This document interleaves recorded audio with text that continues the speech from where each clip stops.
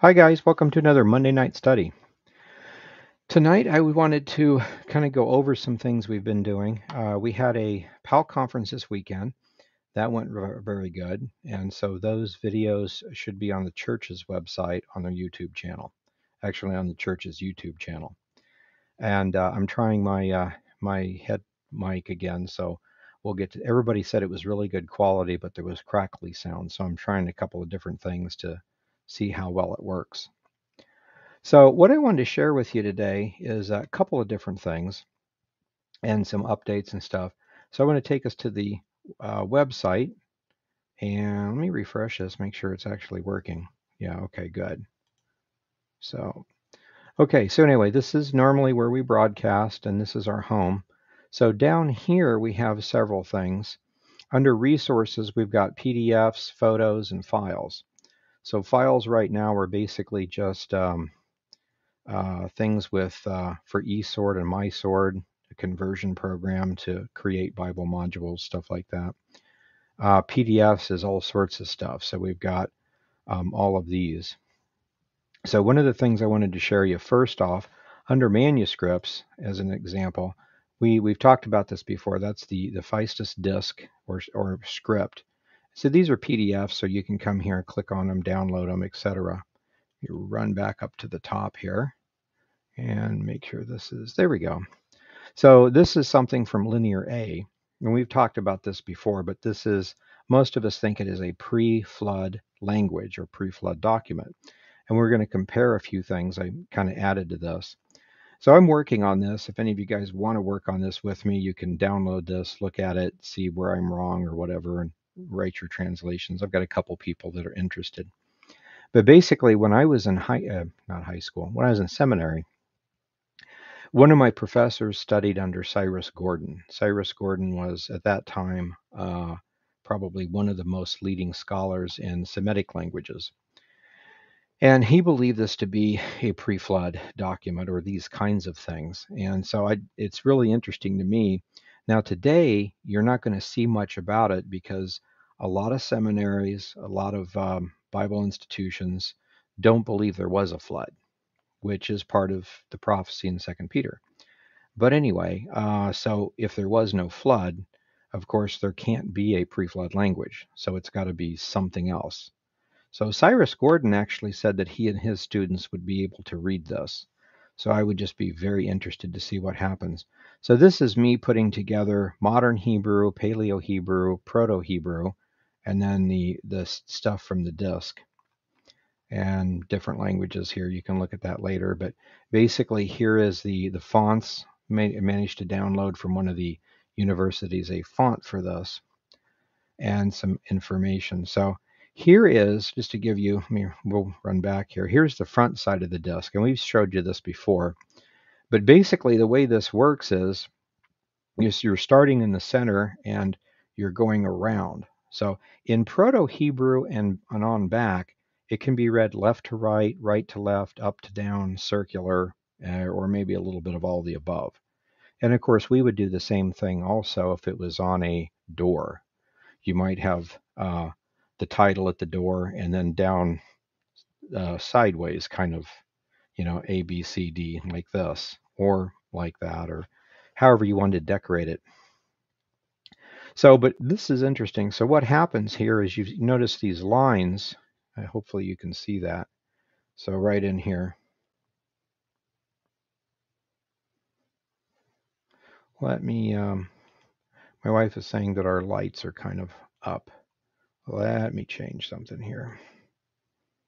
There, maybe that's a little better. I'm glad we can do that on the fly. But basically, the way this works is um, these are symbols. So this would probably be 1, 2, 3, 4, 5 letters. And then you'll notice a line. So between here, this is basically like a paragraph. So here would be one word, two word, third word, fourth word, fifth word, and it just wraps around like that. But it's interesting to see each word is kind of in its own box. So you know when the word stops. Very interesting way of doing it. You can tell these are stamped. And so that's the front side of the disc. And here's the back side, and same kind of stuff. So this first word here is 2 letters, whatever those letters are. Letters, sounds, hieroglyphs, something like that. And here's the second word. It's 1, 2, 3, 4 letters long. And so it just wraps around like that. So in here, what I've done is for the front and the back side, these are it's a little easier for us to read in English, you know. So here's the stuff and here's what the translation might be. So it's something that we can work on. But what I wanted to show you here is this is an article. Someone sent me this about last month. This is from Halley's Bible Handbook, the 1965 edition. So in the 1965 edition, it probably isn't there in a modern Halley's Handbook, but it's talking about writing and stuff. And there's a whole section here of the antediluvian writing. So let me see if I can bring this up a little bit more so we can see it easier. It's a little fuzzy, but stuff about the pre-flood writing, and of course the old legends that it started with Enoch. So there's an Enochian language, and it goes on pre-flood. And here's several people that found things at Cush. And notice this. This is, and we'll get a better picture of this, but same thing. You've got a tablet here, and you've got lines separating words. And here's some other examples of other things. And so it's interesting to me to see that Halley's Handbook, at least the 1965 edition, identified these as pre-flood tablets.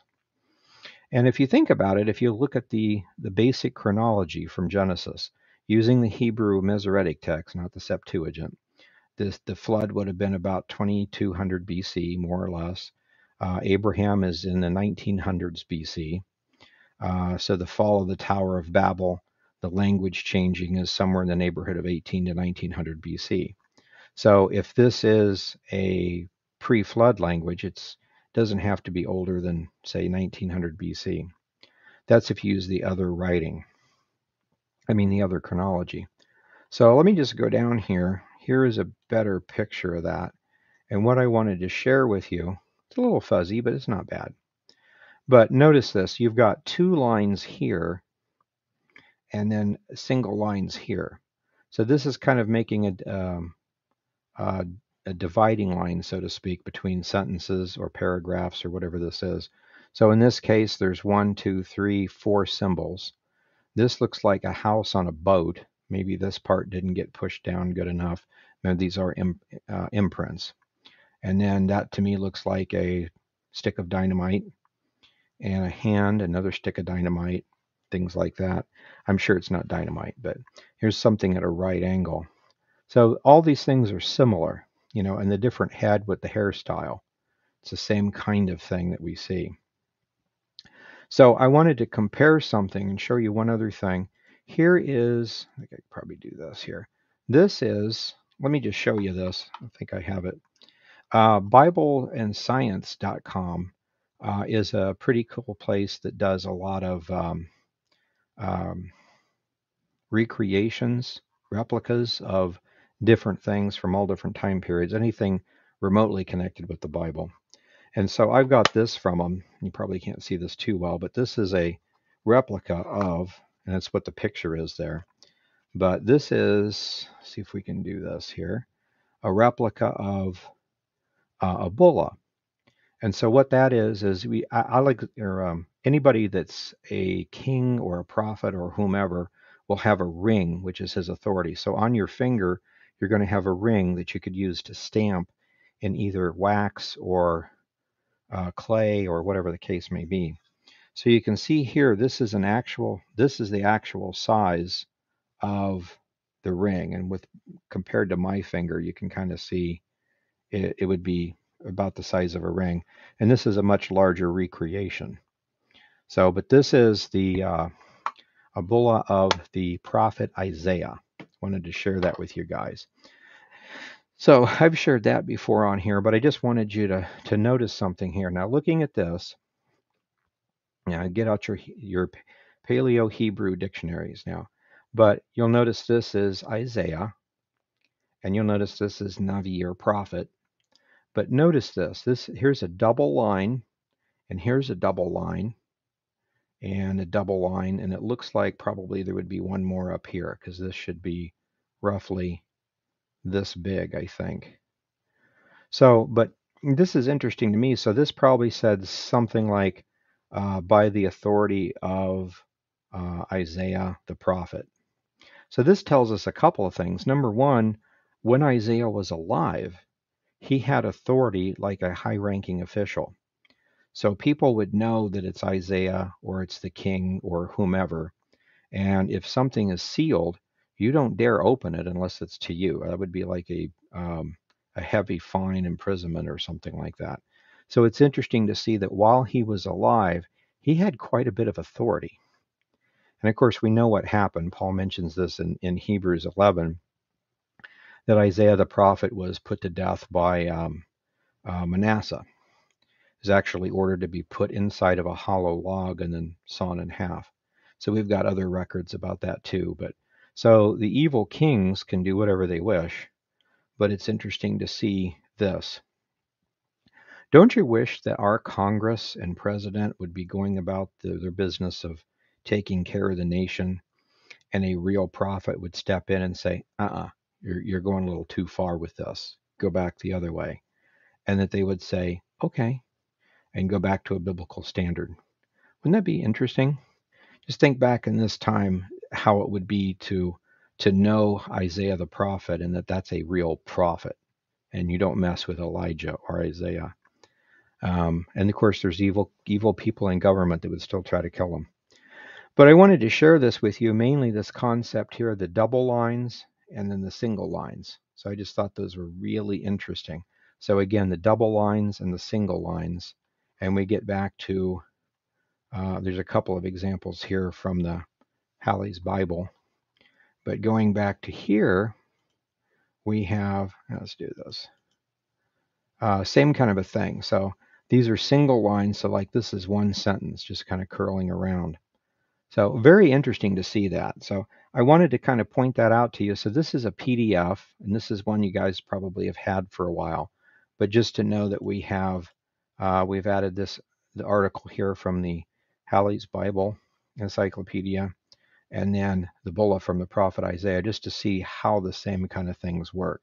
Because the basic idea is the original language should be very, very similar to Hebrew, some sort of Semitic language.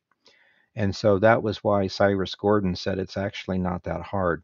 If you look at something like this or something like this, and you don't know if it's Chinese, Japanese, English, what language it is, how it works, you'll be lucky or blessed if you can translate this in 100 years. I mean, there's too many variables. You probably will never be able to figure it out. On the other hand, if you know that it's based on English or Hebrew or something like that, all of a sudden patterns emerge. And I can see certain patterns in here. For instance, a lot of these words end with a head. So if that's a woman's headdress, like right here, if that's a woman, in Hebrew, the word H is tacked onto a word to make it feminine. So we can already begin to see some patterns. Don't know if that's what that means or not, but just that kind of a thing. So this is an example of that kind of thing. So I'll back out of this. This is just under manuscripts, under our PDFs.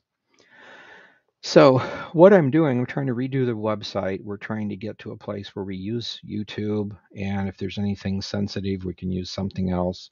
Just always know to go to BibleFacts.org, and we shouldn't have a problem if I was to get dropped off of YouTube or Facebook or something. But what we're trying to do here, we've got Canon studies, Dead Sea Scroll studies, herbal medicine studies.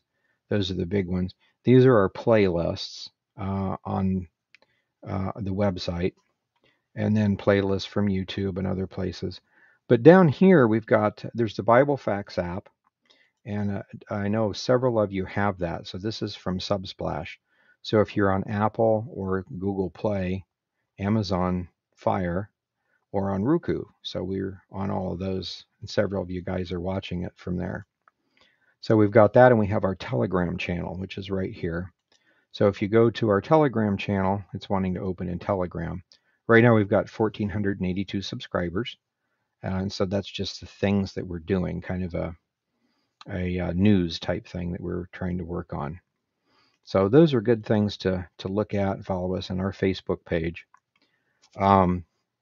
We broadcast to YouTube. I do have a Rumble and an Odyssey channel, and these two actually pull from YouTube. So tonight's teaching will go out, and then tomorrow or the next day we'll just show up on those. So those are things we're doing just to kind of keep things.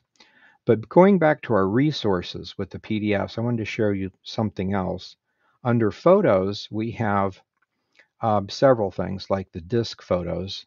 These are just the photos themselves. So if you guys didn't want that PDF, but you just wanted pictures of the disk, for instance, you could come here and print those out.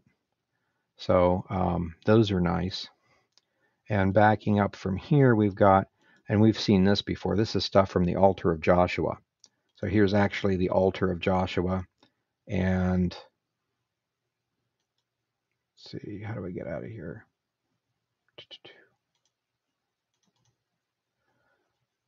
Let me back up here. Okay, there we go. And other things like here is the picture of the curse tablet that was found. And then we come back and, for instance, here's the Proto-Hebrew of the language on that. So you guys know that this is here, but I wanted to remind you that we have the photos and stuff. I'm going to try to add more and more photos and things like that. So if you want the PDFs, you can get them. If you're just interested in the photos, you could get those. So I just added this one today here, prophecy charts. And so I wanted to add a few of these, and I thought I would just go back over some of these prophecies briefly. And so what we've done is made these PDFs, so you could click on them, put them on your phone, your tablets, your PCs, print them off, whatever you want to do. And so these are things, these will be in books in the future, but it's just nice to have the charts. So just to kind of go over this, here's a picture. As you can tell, it's right now it's on page 20 of a book I'm working on. But the metal empires of Daniel. And let me see if I can bump this up a little bit. Oh, that's good, I think. So in here, most of you are familiar with Daniel chapter 2. And in Daniel chapter 2, it's got a statue that Nebuchadnezzar sees, which is a head of gold, chest and arms of silver, belly and thighs of brass, legs of iron, feet of iron and clay.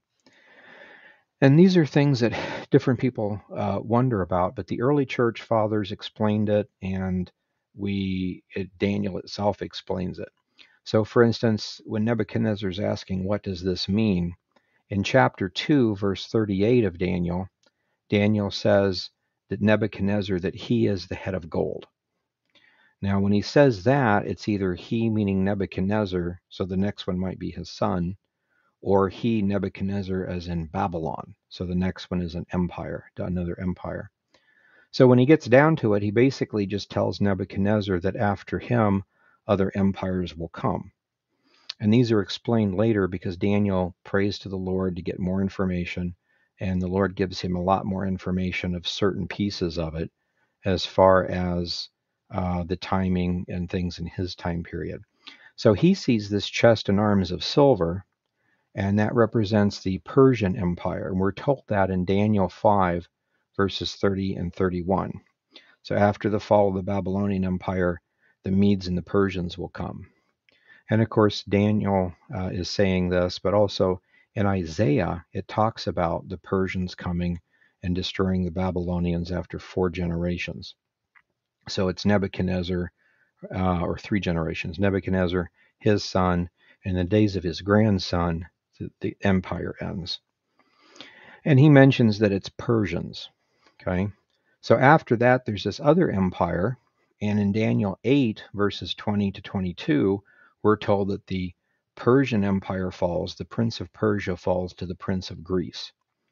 And so that's what happens. And we see later on in history that that's exactly what happened. These aren't necessarily empires that take over the whole world, but they take over a large part of the world, creating an empire, and either seek to destroy or do something of Israel, or Israel's caught in the middle of these things. So this is what happens, and then it comes out to the legs of iron.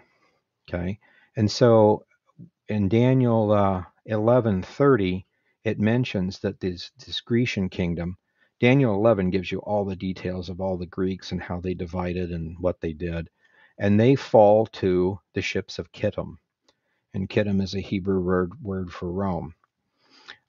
In some documents, it referred to Cyprus at one point, but there was no Cyprus Empire, there was a Roman Empire. So we understand this for Rome. And then in 395, Rome divided into two pieces, and that's why we have the two legs, the East and the West. So this is the Western Roman Catholic Latin side of the empire, and this is the Eastern Orthodox or Greek Orthodox Greek side of the empire, or Rome and Byzantium, Roman Empire, Byzantine Empire. And so this continues. So supposedly these things continue until we have the feet and the toes made partially out of clay and partially out of iron. And that's something that's coming in the near future. And just ignore the red stuff. This is me speculating in the book, and so it's not finished yet. But most of us understand that, and this is a good chart to have just so we understand this with the pieces of Daniel defining what those mean. And so some of the questions, of course, that we would ask is, Babylon actually fell to the Medes and Persians. Persia actually, Medes and Persians, actually fell to the Greeks, and the Greeks actually fell to the Romans. Well, then the Roman Empire should fall to this feet and toes of iron and clay. Well, if Rome fell in 476, where was the feet and toes of iron and clay? And then we realize that the Western division fell, but the Eastern one did not. It didn't fall until 1453, 1,000 years later. Well, that's a little better, but why didn't these things show up in 1453 BC? And so that's because the empire proper has not yet fallen, either in 476 or 1453. And these are the things we go through, and we'll paint a clear picture later on. So this is continuing to go on, and the empire keeps trying to reconstitute, and it still has not finished yet. Or we would have these. So those may come in the very near future, but those are questions to ask. So what was going on in the Middle Ages?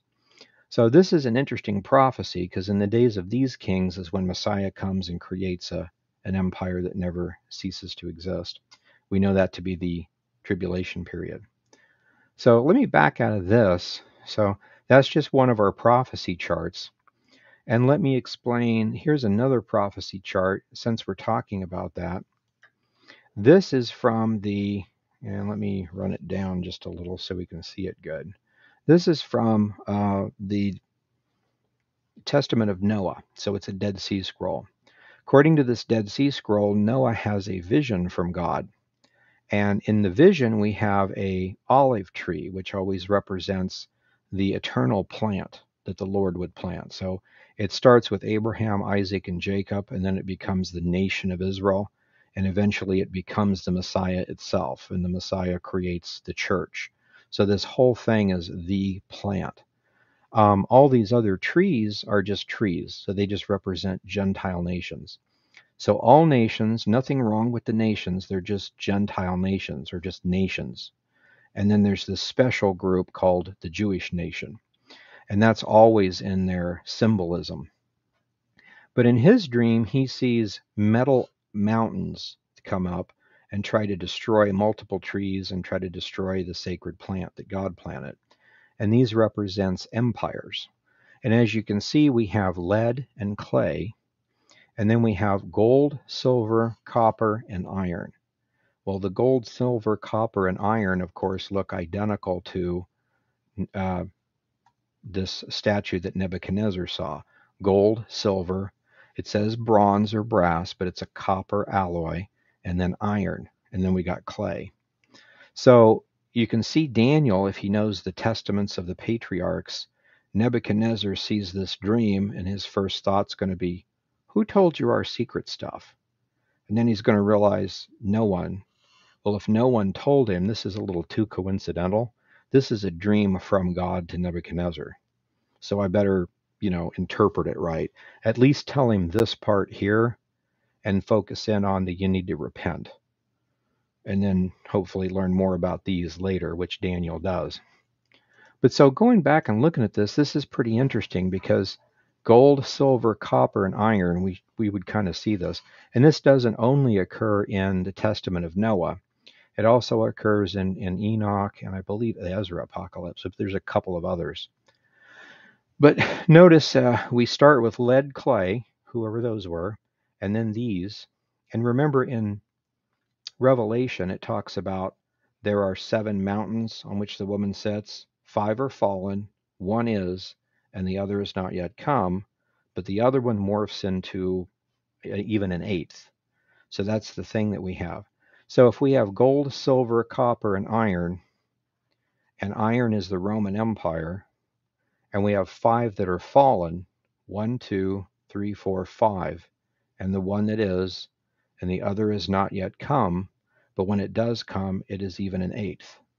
So we can see that Revelation and Daniel give us the most important parts that we need to know. But stuff that was already old in Daniel's day, he knew about, but we didn't. So where is this extra lead coming from? What is a lead kingdom? What is a clay kingdom? So if it's partially iron and partially clay, what kingdoms are these? Well, this is obviously Rome. And this one, if it's the same, is probably Egypt. And this one is probably Babylon. But that's speculation at this part. So these are just some of the pictures that we're doing. And we want to pull these up because as many times as you and I have studied Daniel, we see this picture and go, got it. And sometimes you'll run into cults that want to argue. They'll say, well, no, this actually represents, like the bear. This is the winged lion in Daniel's other dream, and the bear and the leopard. And they'll try to say, well, the winged lion is eagle wings, United States. Bear is Russia. And they'll try to make it into something modern. Well, if it was modern, then a bear would be Russia, and an eagle would be United States, a lion would be Great Britain, if it was modern. But Daniel defines it himself, so we're really clear on that. There's no reason to get confused. So one of the other ones I put in here, and then we'll just stop at this point, and I'll see if there's questions in the chat room. But what's interesting is in the Testament of Noah, Noah gets this vision. And so obviously, from the beginning of time, we have these 8 empires that try to attract and destroy the seed of God. So from Noah through Shem, through Abraham, Isaac, Jacob, Israel, and then the Messiah, things like that. So who are these? The other part of this vision, though, is interesting. God says this, and basically, why bother telling Noah any of this stuff? He'll never live long enough to see it. He begins to explain, you need to deal with this, and you need to deal with it now, because this is beginning to develop, and it's really important. So the other part of the vision is this. And he sees the flood, and the flood receding, and the earth is just, a muddy place. It hasn't really developed much yet. And it kind of forms, and in the center of where he's looking is this large mountain. And on the top of the mountain, there's a tree. Well, obviously, the tree is the first empire, so post-flood, that would be Noah. Adam ruled the planet and lost control. Noah ruled the planet and lost control. And the Messiah will rule the planet and not lose control. So there's only 3 kings of the entire earth, or what we would call King of Kings. A king or a lord over all the kings, all the individual countries. So he sees this and he's looking at this, and there's the tree kind of separates, and there's 3 branches. So there's a top one, a middle one, and a lower one. And so you can kind of guess where we're going with this. If this is Noah and the kingdom, this would be Ham, Shem, and Japheth. You would think Shem is the top, Japheth in the middle, Ham lower, not in order of birth, because Shem was godly. The lineage of Abraham, Isaac, and Jacob will come through him. Ham caused a lot of problems, and Japheth was just Japheth. So just the nations. But it's interesting. He's watching this and he sees two branches break off of the bottom one. And these two branches come up to the top and they attack the top branch from opposite sides. And they have real evil faces in them. So let me try to blow this up a little bit. So, and this, of course, is why we did this. And so when you pull everything together, the explanation, the dream is that two sons or grandkids, someone from Ham's lineage, will come up and try to attack and take Shem's land. Well, we know on the coast we had Canaan, came up and founded Zidon and then Tyre and came on down. On the other side, we had Nimrod, who started with a battle with Japheth and then spread in. Eventually, these two people came together to form the one harlot religious system, the one world empire. And it lasted up to the end of the first age. And it's interesting because Nimrod is a perfect example of an antichrist. And his false prophet was a guy named Anuki, who did a lot of things along the same lines, causing people to worship him and that kind of stuff. So it's interesting for us to see this. So if we take this back, we can kind of see now that this first empire is obviously Babylon, not the Babylon that we think of, but it's Nimrod and Canaan, actually, I should say, their Babylonian Canaanite empire. So if this goes forward, we could probably see that this is Egypt, because these guys tried to attack Abraham and then Isaac and then Jacob. And then Jacob's family went into Egypt. They were in slavery and had to escape with an exodus. So this empire had to be destroyed. In each one of these empires, it's interesting how it's in two pieces. This one is Nimrod Babylon, or Nimrod and Canaan. And there's some other ways that it breaks up. But this is Upper and Lower Egypt. This would be the Assyrian Babylonian group. And this would be the Medo-Persians. And this would be Greece. Of course, it splits into the Seleucid and the Ptolemaic empires, the Syrian and the Egyptian. So these two. And then, of course, we have Rome with its east and west legs. So then we have lead, and then we have clay. Well, assumingly, clay might have something to do with Egypt. So we're probably assuming that Egypt is one of the 10 nations. One of the church fathers actually says that. So again, I'm speculating, so it may or may not be, but we're putting this together. So what would be this mysterious lead that Daniel didn't see if we're talking about iron and clay being mingled together at the end? Well, when we look at Zachariah chapter 3, we have the picture, and I didn't put that one up. I'm just beginning to get a good picture of it. So if anybody wants to help with the graphics, is good too. But anyway, in Zechariah 3, we have the entire thing of a woman, which is wickedness, which would be a wicked religious system, being put in an ephah basket. Now, ephah is a term from a unit of weight, bushel basket type weight from Egypt, but it's sealed with a lead lid. So this is a lead lid.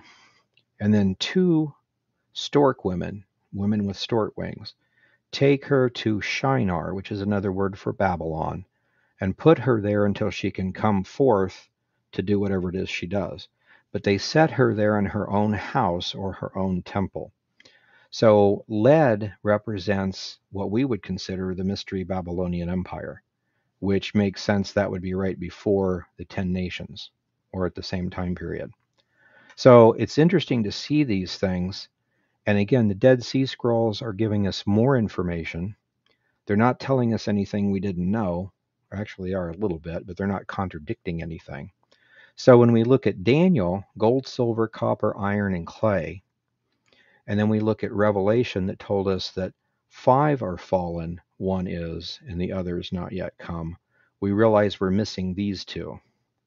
Now, if we're in Daniel's time period, maybe we don't even need to bother knowing about these, but still, it helps us to understand. So the book of Revelation is expecting us to know this.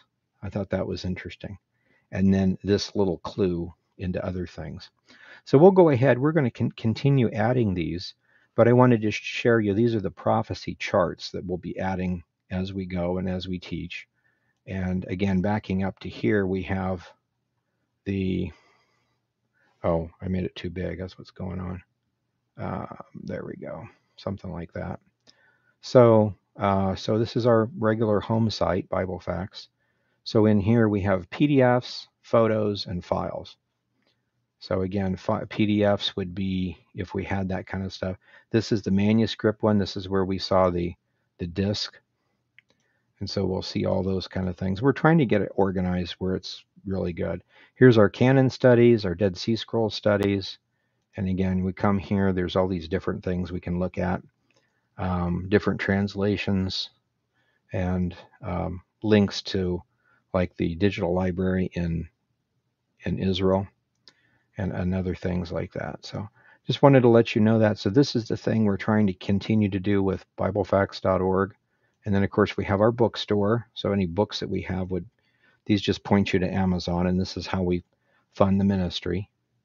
And then there's DSS Calendar, which tells you the Dead Sea Scroll date, the current Jewish date, and Gregorian dates. And then we have whole calendars here that we can look at for this year and where we're at on the different dating systems. So that kind of helps out a lot. So we have a lot of other things in here too. So for instance, we have a complete Zadok calendar, and there's videos to show you how this works, but there's a Jubilee dating system, an AM dating system, an ADBC system, and then a few other systems. And that sounds like it really complicates it, but it really helps, because when you're looking at two calendars and you're not exactly sure and you throw in a third one, sometimes it can actually show you how they connect. So that really helps a lot. Okay, at this point, I'll just go ahead and stop for today. I just wanted to share, that's not so much new information, but now you know we have PDFs that you can download, look at, print out, whatever, and go from there. Oh, and I also wanted to say, from backing up from here, we also have our giving tab, which is PayPal. And a lot of you guys are supporting us through PayPal in addition to buying the books, and we really, really appreciate it. We're beginning to do a lot more things, and we'll continue to put out these books and studies for you. So, okay, let me go to our chat room here, and we'll see what we have. Okay, first question is, you've discussed the 1290 days of Daniel 12:11 as being the first half of the 70th week, and earlier today as being the last half. Might the 1290 days begin with Daniel 12:2 or the rapture? Yeah, when we're looking at that, we've got the 1260 and the 1290 and the 1335. And it is a little cryptic in Daniel chapter 12. And usually when I go there, I'm just trying to show that since we know the 1290 and the 1260 are different numbers, they're not exactly the same system. It's showing that there is a rapture resurrection, and then the 1290 or the 1260 or something like that from that time forward to when the abomination is set up and the persecution begins. And then we see the 1290 from the time of the persecution with the abomination to the end of things. So that, putting that together, we see that as a pre-trib rapture. But as far as like when they start or how they overlap, things like that, we're not exactly sure. One of the things in there is that we have the 1335. And that's really interesting too, because the 1335 doesn't fit on any, and these are all basically Moedim to Moedim, so festival to festival. So a Passover to a Pentecost to a Passover or something like that. And there is no way on the modern Hebrew Jewish calendar that 1335 fits in between any two festivals at all. On the Essene calendar, however, it does. And it goes from the 10th of Tishrei, which is the Yom Kippur, to Pentecost. And so the term 1335 becomes an idiom for a Pentecost. And I believe what he's saying here, because at that point he says that there's the 1260 days, the 1290 days, and then it says, blessed is he who comes to the 1335. And it would be because if the pattern holds up as the way they teach, Messiah comes and establishes the age of grace by dying on Passover. The very next Pentecost begins the age of grace. So if you're in the age of Torah or law and you're following the law of Moses, that Passover, you can enter into the age of grace covenant, or the new covenant, the New Testament.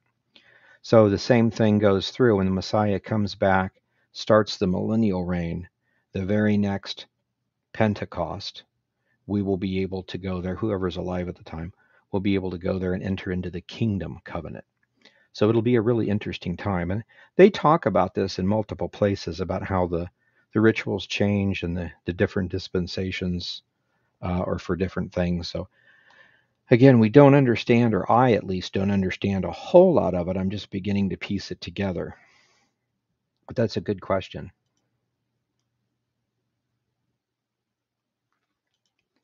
So next question is, we support the eagle, or we sport the eagle in the US or Rome. Does Iran or Iraq or maybe China count as the clay or possibly nukes?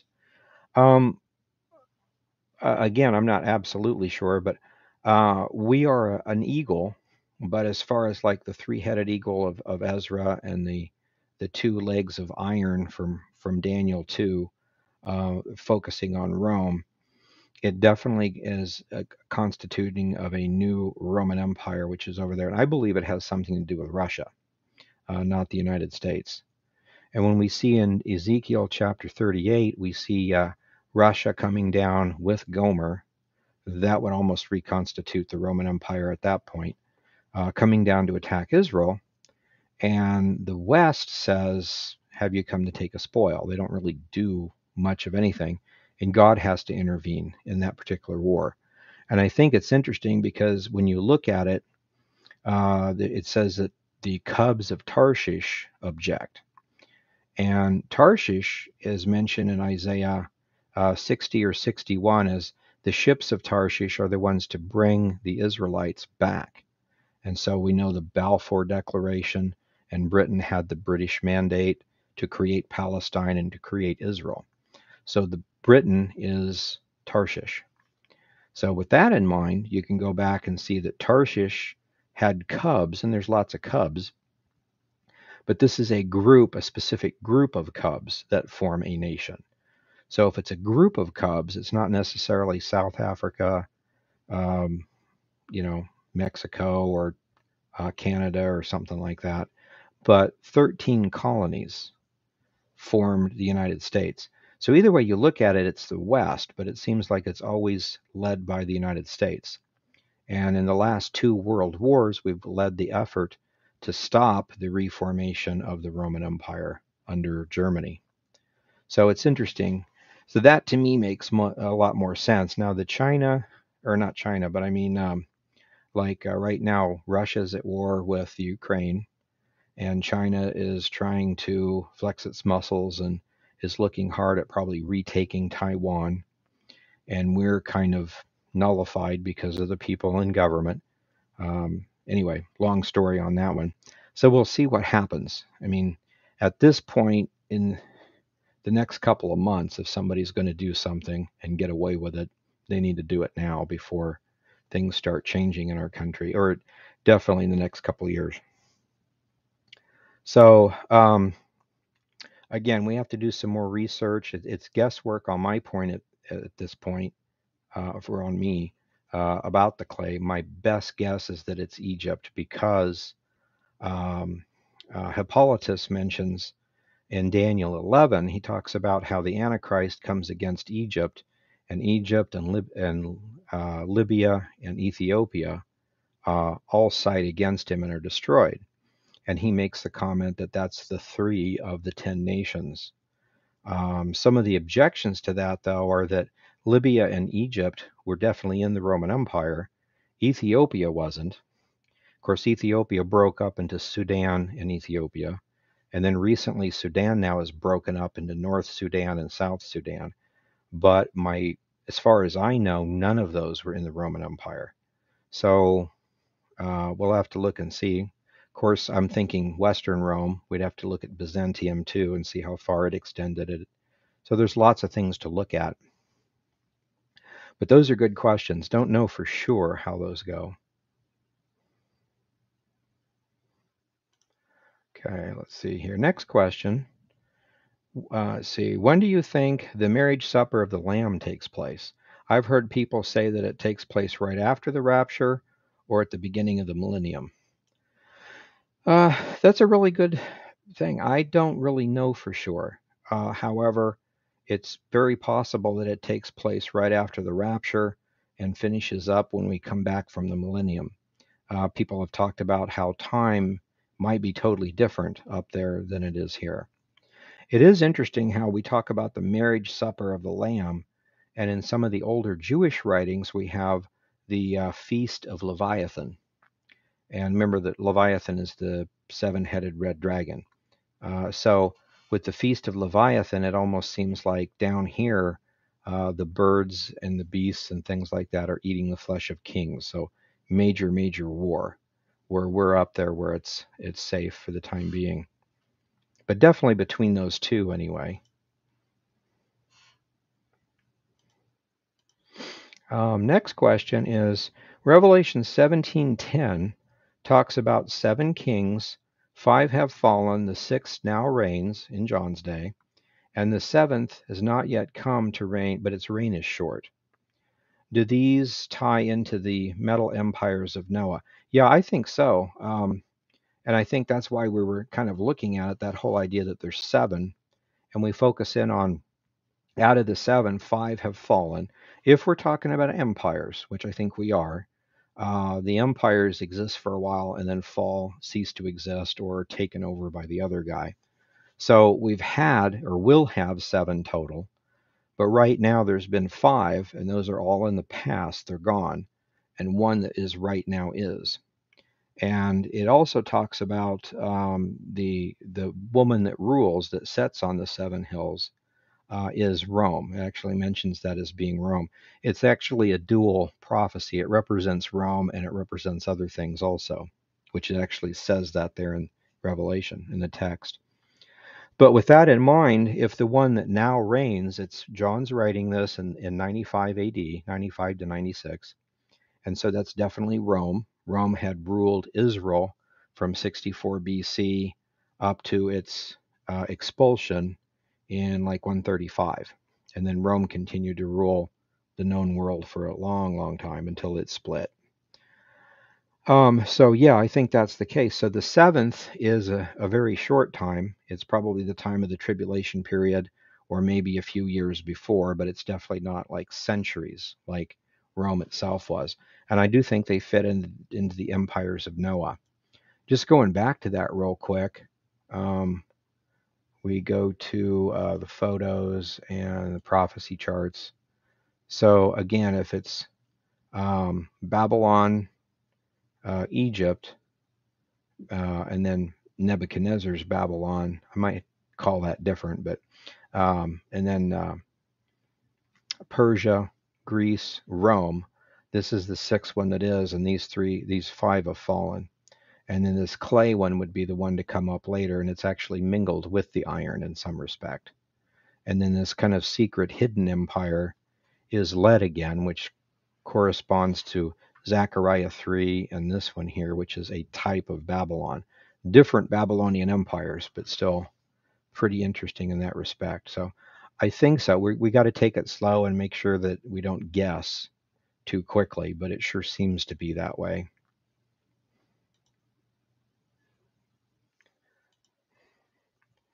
So, how do you read the time of the 2 witnesses?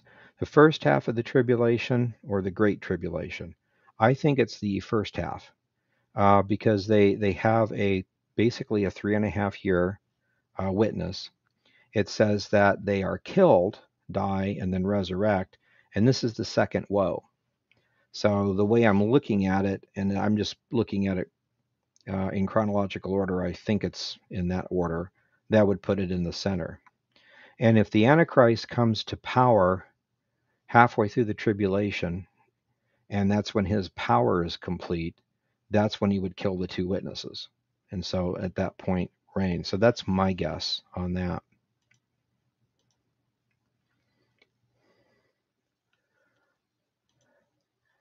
Oh, my grandson asked a question. How did Israel become a nation in 1948? Well, God had picked the date of 1948 for them to become a nation. We see this in the book of Daniel, and there are many other prophecies about it. God had chosen Israel to do some things. They had messed up, rebelled, and so God expelled them in basically in all the countries of the world. So the Jews basically spread out, no longer had a home in Israel, and they went elsewhere. Now this was in 135 and thereafter, with that happening, and they stayed that way until 1948 when they came back as a nation. First, what had happened is with World War One, the British decided that they wanted to favorably create a nation of Israel again for the Jews to go home. And some of this is selfish and some of it's not. If your people don't like the Jews, it would be nice to have them go home. But there's no home for them to go to. So you have to create one. But we have Arabs in that land also.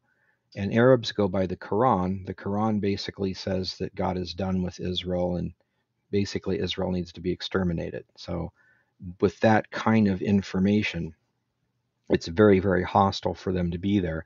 But it is their ancient land. We have Jerusalem. We have all the Dead Sea Scrolls and all those other things proving that or that they were there a long, long time ago.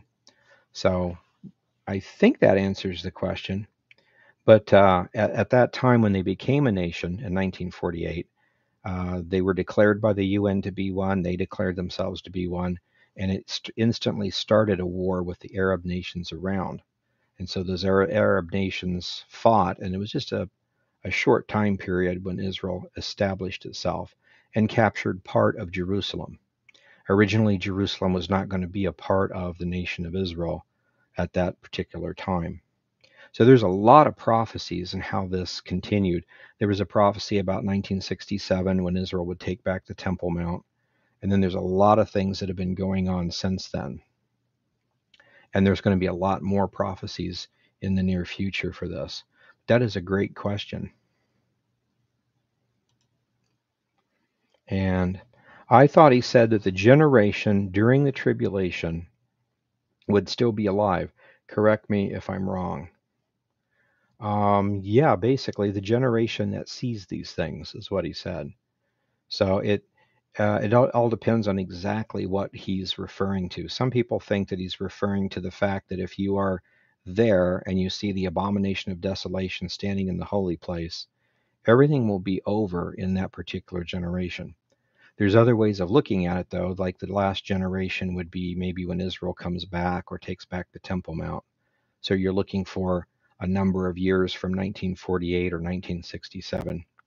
And even to make it more complicated, a generation sometimes can just mean a generation. Somebody that was alive then is still alive now.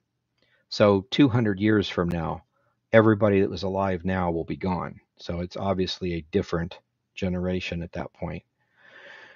And then the scrolls and some of the other documents seem to indicate sometimes a generation is the same thing as a jubilee, which is a 50-year period. So it is interesting. There's a lot of confusion on that. Israel's been here for close to 80 years, well over 70. So, we're in that time period where something's going to have to start here pretty quick.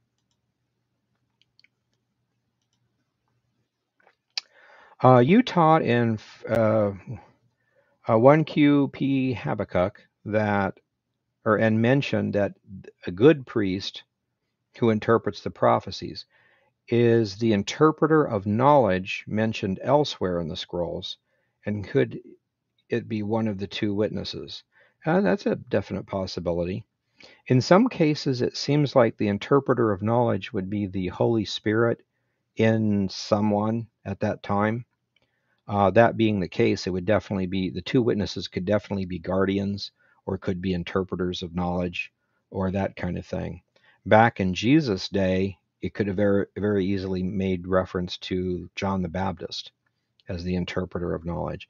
Again, it's focused on the Holy Spirit actually being the interpreter, but he works through a person, according to the way these prophecies are. So that's a really good point. I mean, I'm always focusing on the fact that I believe that it was John the Baptist, but that's back then. This is a separate coming, and there's going to be two witnesses. So that definitely could be. Good point. Okay, and then the last question here is Tisha B'Av, about Tisha B'Av. I was expecting World War III this time around. Did anything big happen this Tisha B'Av that I missed? Well, on the first place, there's two Tisha B'Avs. Let me run back to that here real quick. Going back home to our DSS calendar. So like right now on the Pharisee date, this is Av 12, and we are August 9th. So we pull up the regular calendar here. We're still in Israel. It's already Tuesday. So Tisha B'Av would have been on the Pharisee calendar, modern Jewish, would have been Saturday. Saturday and Sunday, they had a major war with Gaza. And it ends pretty much like it always does, enough for everybody to calm down, for them to restock so they can do it again. So I don't know that this is a whole lot of anything this time around, but something definitely happened. Now, on the Dead Sea Scroll date, this is already Av 19, so we'd have to go back 10 days. So if we go back from here, 7, 8, let's see, 9, 10, so the last Friday of July. I don't know that anything necessarily happened there. I do expect, like you, that something big to happen. According to what's been recorded, Tisha B'Av has always been a very bad day for Israel. And according to that, it's the 10 spies that came back and gave a bad report, which caused them to wander for 40 years in the desert. That was on a Tisha B'Av, 9th of Av. And then both temples were destroyed on the 9th of Av. The desecration under Antiochus Epiphanes, according to, I think it's 2nd Maccabees, was on Tisha B'Av. And then you've had the dispersion of the Jews in World War II, World War I on Tisha B'Avs, the Jews being kicked out of Spain in 1492, and in England in the 1200s, and then in Germany in the 1940s, were all on Tisha B'Avs. So it's interesting. And we look at this, and this is actually a week apart. Some years it'll be a week apart, others it won't. So it just kind of all depends on the date we're looking at. But as far as I know, nothing big did happen, as far as I know. And we always want to keep in mind, people will see this and say, see, nothing happened. Well, you don't know for sure. Sometimes it might take 5 or 10 years to see exactly what happened, if anything. And one of the things that I always point to, and I've got that video somewhere, there was like a flying saucer ball of light type thing that came over the Dome of the Rock at one point. This was many years ago. And the Muslims on the Temple Mount started shooting at it, and then it zipped away. And we were all thinking that means something. And it didn't look like anything happened. Well, a year later, you go back and you look at the dates and stuff, and you realize that's when the Arab Spring started. I don't know if it was the exact day, but it was that week when it started. It's almost like the Lord or an angel, came down and said, "This starts now." This, and pointing to the Dome of the Rock, of course. But it's interesting, and that's just my speculation as far as what it means. But we look at that thing and nothing seems to happen. Think of Jesus' birth. That was like the major thing ever on this whole planet. But did any nation stop or change in 2 BC? Nah. You could go 10, 20, 30 years and it didn't look like much of anything happened. even though it was one of the pivotal things of history. Same thing with 32 AD, the death of the Messiah, the birth of the church. For a long time, it didn't look like much, but it eventually did. And that's when the starting dates are. So most of these things we have to understand is not like an event that happens like now, but a date starts something and it takes time for it to happen, like a 7-year tribulation or a 40-year time of testing or something like that.